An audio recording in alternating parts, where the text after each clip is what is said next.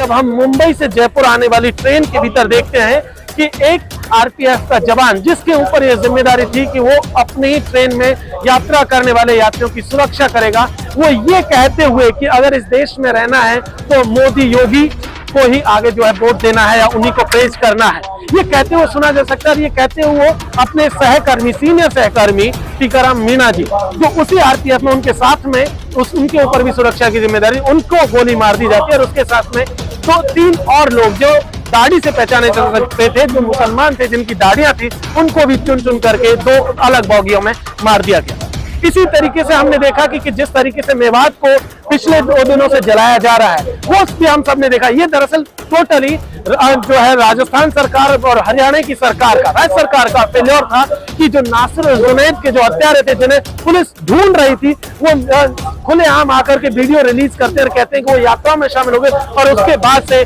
मेवात पूरी तरीके से दंगों में झोंक दिया गया।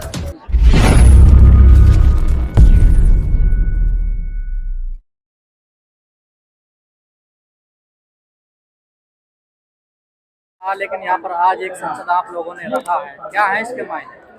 देखिए, संसद जो है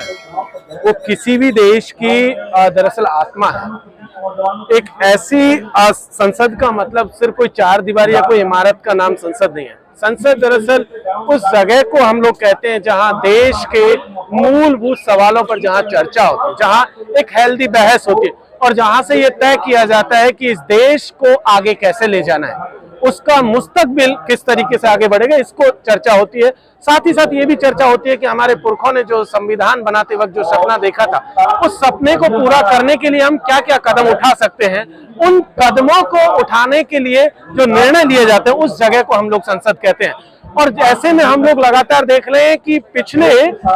कई सालों से ये देखने को मिला है कि जो सरकार, जिसके ऊपर ये जिम्मेदारी थी कि वो देश की संसद को चलाएगी, इस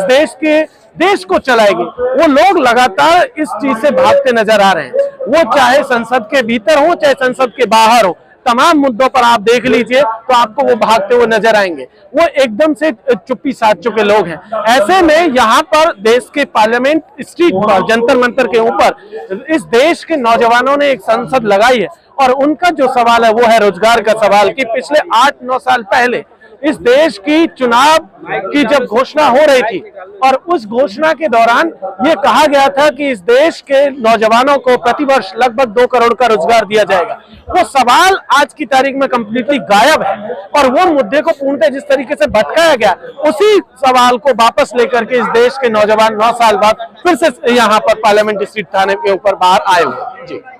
तो लगातार जो देश में हो रहा है आजकल, जो देखने को मिल रहा, चाहे मणिपुर हो या हरियाणा से खबर आ रही है, अभी एक दिन पहले दिल्ली से भी आई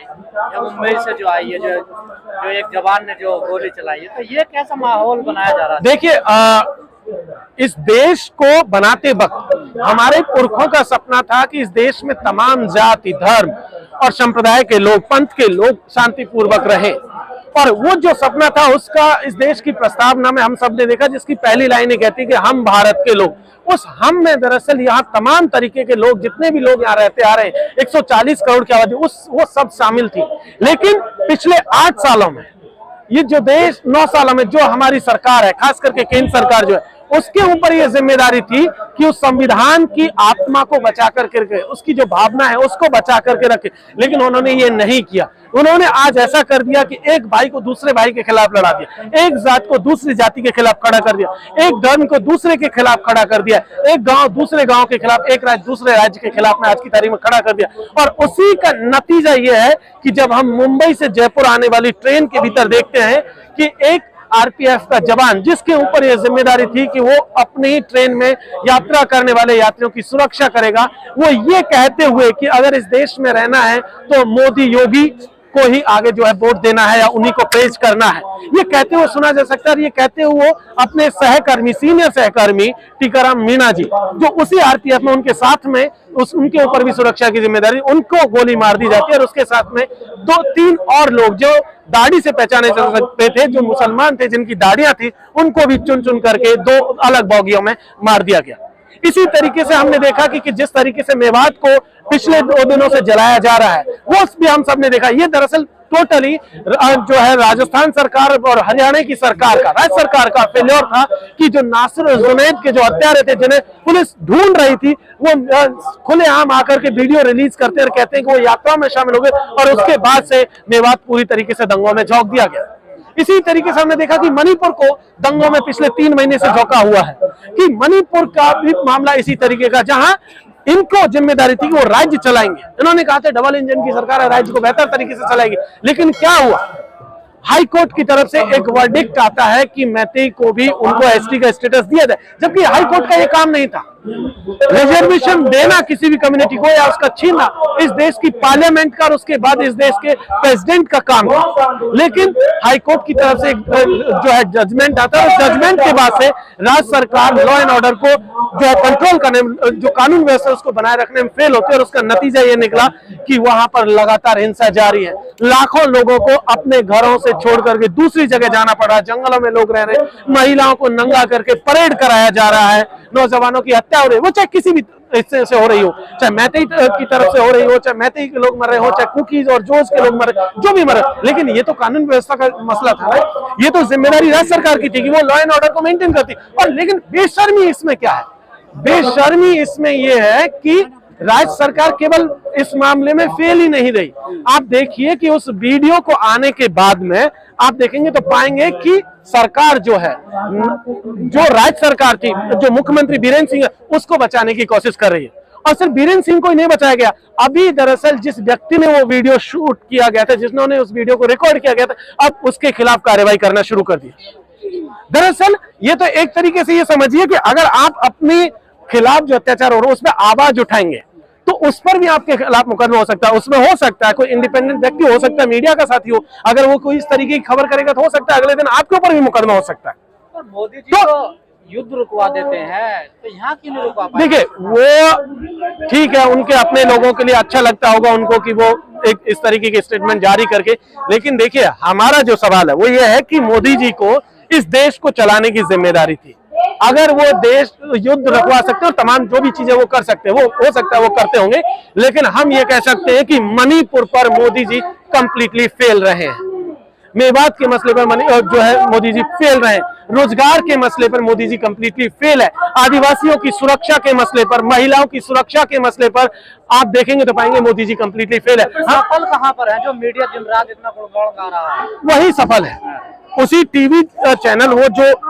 बॉक्स है टीवी का, उसी के भीतर सफल है। वो जो 4 लोग आपको टीवी में अंदर दिखते हैं उनके बीच में सफल है, बाकी आम जनमानस के बीच में सफल नहीं। अगर सफल होते तो आप देखते कि लगातार आप देखेंगे पाएंगे कि पिछले 8-9 सालों में, उससे पहले के रिकॉर्ड को देखिए एनसीआरबी का, उसके बाद का रिकॉर्ड को देखिए तो पता चलेगा कि इस देश में महिलाओं के खिलाफ, दलितों के खिलाफ और आदिवासियों के खिलाफ सबसे ज्यादा अत्याचार अगर हुए तो इसी टाइम फ्रेम में हुए, और वो अत्याचार कम नहीं हो रहे, वो लगातार बढ़ रहे हैं। इसीलिए ये सवाल उठाना यहाँ से लाजमी है, और ये कहना भी बहुत जरूरी है कि मोदी सरकार 9 साल में फेल हुई है, कंप्लीट फेल, और जिसे हम लोग कहेंगे इनका अचीवमेंट एक है, वो है 0 अचीवमेंट। जैसे आपने कहा कि दलितों पर, आदिवासियों पर ज्यादा अत्याचार हुए इस दौर में, पहले जो राष्ट्रपति थे वो दलित थे, अब आदिवासी थे, इन पे भी तो सवाल खड़े होने। बिल्कुल सवाल है, राष्ट्रपति महोदया से एकदम सवाल है, और हम लगातार ये कह रहे हैं कि राष्ट्रपति महोदया जी, मैडम आपने, जब आप इस देश के सर्वोच्च पद पर आप विराजमान हुई थी, तब इस देश ने एक अलग उम्मीदों से आपको देखा था। महिलाओं की उम्मीदें थी कि उनको कुछ न्याय मिलेगा, आदिवासियों की उम्मीदें थी कि उन्हें कुछ न्याय मिलेगा, बहुजनों को उम्मीदें थी कि उन्हें कुछ न्याय मिलेगा, और एक महिला और एक आदिवासी एक ऐसे बैकग्राउंड से आती है जिन्होंने ये सब कुछ देखा, उनसे ये उम्मीद की जा रही थी कि देश को एक बेहतर दिशा देंगे। लेकिन लगातार हम लोग देख रहे हैं कि उनकी जो चुप्पी है, वो चुप्पी इस देश के लोगों को भारी पड़ती हुई दिख रही है। उन्होंने जिस तरीके से, हाँ, ये लगातार वो भी सवाल उठा रही है कि उन तक सवाल पहुंचते नहीं है, उन तक जो है चिट्ठियां नहीं पहुंचती, वो खुद अपनी तरफ से सवाल, एकदम हो सकता है कि वो सही कह रही हो, और हम तो मानते हैं कि अगर इस देश का राष्ट्रपति,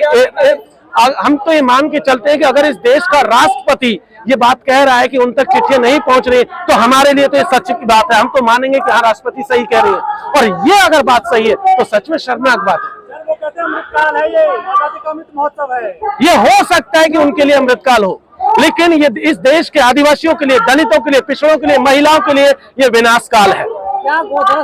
होने के बाद क्या मोदी के सपनों का भारत जो है, यही उम्मीद की जा सकती है, यही है? देखिए, मोदी के सपनों का भारत कैसा था उन्होंने तो कभी बताया नहीं, लेकिन आरएसएस के सपनों का भारत लगातार मार्केट में चलता रहा, लगातार वो उस बात की बात करते रहे, लेकिन वो आरएसएस के सपनों का भारत दरअसल इस देश के संविधान के खिलाफ बात, वो इस देश की आत्मा को तोड़ने वाली बात। वो चाहते हैं कि इस देश में सिर्फ एक ही धर्म के लोग रहें, एक ही जाति के लोग रहें। हम सब लोग जानते हैं कि एक परिवार में भी जो तमाम लोग रहते हैं वो भी एक जैसे नहीं होते, सबकी पसंद नापसंद भी एक जैसी नहीं होते। ऐसे में ये जो कहना कि एक तरीके के लोग हो, एक जाति के लोग हो, एक ही पार्टी, एक ही विचारधारा के लोग हो, ये पॉसिबल नहीं है। और इसी क्योंकि हमारी तो खूबसूरती इसी बात में थी, विविधता में एकता वाली, यही तो हमारी थी, यूनिटी इन डाइवर्सिटी। उसी को दरअसल आरएसएस खत्म करने पर तुला हुआ, और उसी प्रक्रिया में हम लोग लगातार देख रहे हैं। मेवात में जो हो रहा है, मणिपुर में जो है, सीधी मध्य प्रदेश में जिस तरीके से पेशाब कांड हुआ, या फिर और तमाम जगहों पर जो देख रहे हैं, वो सब उसी दिशा में चल रहा है। नहीं आएंगे। आप देखें तो पता चलेगा कि लगातार इस देश में पार्टियों ने दरअसल अपने लिए पिट्ठू तैयार किए हैं। एक तरीके से उन समाजों से दलाल किस्म के लोगों को लिया, और वो लोग दरअसल उनकी वफादारियां अपनी पार्टियों को लेकर के हैं, उनकी चिंताएं अपने टिकट को लेकर के, अपने जीतने और हारने की सिचुएशंस को लेकर के। इसलिए वो कभी आदिवासियों के पक्ष में, कभी दलितों के पक्ष में, कभी महिलाओं के पक्ष में आपको बोलते हुए नजर नहीं आएंगे। सर 2024 में क्या ये मुद्दे बनेंगे क्या? एकदम मुद्दा है। आप देखिए जी, जिस तरीके से आप देखेंगे पिछले हम लोग देख रहे हैं कि एक यूनिटी बनती हुई नजर है, और वो यूनिटी इंडिया की यूनिटी, वो देश की यूनिटी दरअसल एक बनती हुई नजर है। और उसमें आप देखेंगे तो किस तरीके के मसले हैं, जैसे जाति जनगणना का मसला, ओबीसी समाज जो इस देश का जनसंख्या के हिसाब से सबसे बड़ा समाज है, वो लगातार कह रहा है कि हमारी जनगणना कराई जाए। जो बेसिक डिमांड है, वो जानना चाहते हैं कि आखिर हमारी हिस्सेदारी है कितनी, हम लोग हैं कितने, वो यही तो जानना चाह रहा है। वो कुछ और नहीं मांग रहा, वो सिंपल एक सवाल है कि भाई हमें हमारी गणना करा दीजिए, इतनी सवाल है। लेकिन मोदी सरकार लगातार पिछले सालों में बचती आ रही है। ऐसे में ये जो यूनिटी बनती हुई दिख रही है, उसमें पहला सवाल क्या है, यही सवाल है कि अगर वो सरकार आती है तो ओबीसी जनगणना बन रही है, इसमें दलितों की जो पार्टियां, मुख्य पार्टियां, इस यूनिटी में वो नजर ही नहीं आ रही, इनको तो दरकिनार कर दो, तो कैसी यूनिटी है? देखिए, एक चीज आप इसको जब इस बात को करेंगे तो ऐसा नहीं है। अभी पहली 2 मीटिंग्स हुई हैं, अभी और भी बहुत सारा। पहली मीटिंग में बहुत कम लोग नजर आ रहे थे, दूसरी में और कई लोग जुड़ गए। ये देखिए, ये अगर हम ये नहीं कह पाएंगे कि भाई बसपा सुप्रीमो जी जो कह रही है उनको क्यों नहीं बुलाया, क्या जो कॉम्पिटिशन, लेकिन एक चीज हम लगातार एक चीज हम देख रहे हैं, आप ये चीज अभी ये शुरुआत है, आने वाले दिनों में आपको ये जो अम्ब्रेला है ये बड़ा होता हुआ नजर आएगा। उसमें भीम आर्मी से लेकर के बसपा से लेकर तमाम साथी जो भी पार्टियां हैं, और हमें उम्मीद है, और हम उनसे भी अपील करते हैं जो एक बड़ा अम्ब्रेला लेकर के चले, जो बड़ा दिल दिखाना चाहते हैं, वो उनसे भी हम लोग की अपील यही है कि उन्हें भी शामिल किया जाए। इस देश के तमाम जो लोग बीजेपी और आरएसएस के खिलाफ लड़ते आ रहे हैं, उन सबको भी शामिल किया, चाहे बसपा हो, चाहे भीम आर्मी हो, चाहे और भी साथी जो भी अभी इस गठबंधन का हिस्सा नहीं है, जो इसमें अभी हमें पिक्चर में नहीं नजर आ रहे, वो सब भी आने वाले दिनों में हमें पूरी उम्मीद नजर आ जाएगी। राजस्थान में